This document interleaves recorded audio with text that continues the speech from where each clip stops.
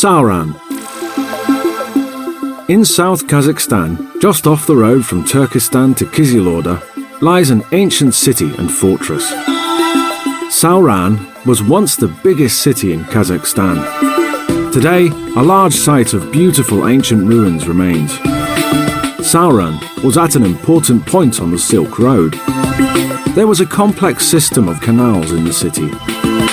This helped Sauran and its people survive in the harsh environment. The water came from the Sir Darya, a river that runs through Central Asia. Writing from the 8th century suggests Arabs first built the city around that time. People lived in the ruins we can see today from about the 12th century to the 18th century. In fact, in the 14th century, it was the capital of the White Horde, part of the Mongol Empire.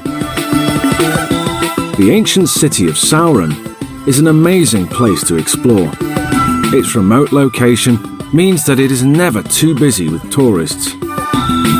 That means that if you visit, you can enjoy the area in peace, listening to the birds singing and watching the cute little tortoises wandering around.